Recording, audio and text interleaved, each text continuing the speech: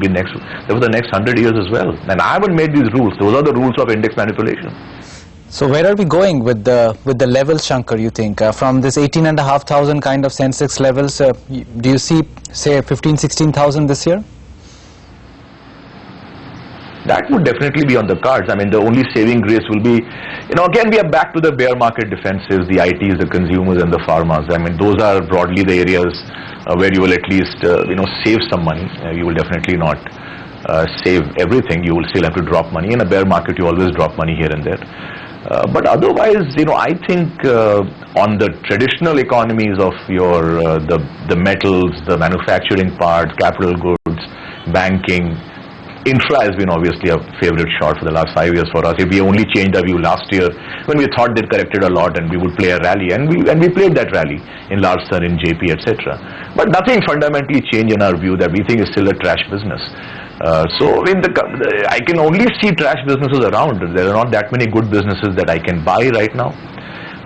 So we stick to, again, the whole wheel shifts back to the defenses. And I think in defenses there are maybe 15-20 stocks where you can stuff your money into and hope that they don't fall too much. Earlier you were bullish on autos, but they seem to be going through a really rough patch. Is there anything that you would buy there or just stay completely out? Well, I mean, Tata Motors has been a favorite for the last 3 years because we were the first to spot the turnaround in JLR even when the numbers were still $1 billion loss. But we've changed our view in the last about a month. Just a shade before we really started to see big downward movements. And of course, there are a lot of bullish reports coming out from foreign brokers, which is always a good sign to short a stock. Including the market, which was very consensus negative in January 2012 and very consensus positive in January 2013. So if you do nothing else but except follow that, I think you would be making a reasonable amount of money. So autos, again, they've run a long way. They've been the single best performing sector from the 2008 January era. But I think it's time to sort of bid them a moderate farewell. I mean, not forever, but I just think that they are really in rough weather just now for the next few months.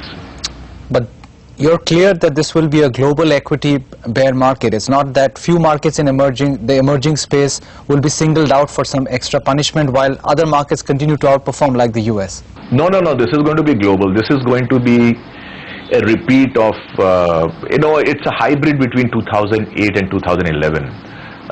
So I don't think it's going to be purely 2008 because I don't think you're going to see a Lehman again happen. But things like Cyprus are no less worse than a Lehman, and it's very ominous what a Cyprus represents, and it's pretty horrifying if you think about the implications of another country going bust and then making the senior bondholders and the depositors pay almost everything away. So you're already beginning to see what could cause this 2008 or 2011 repeat.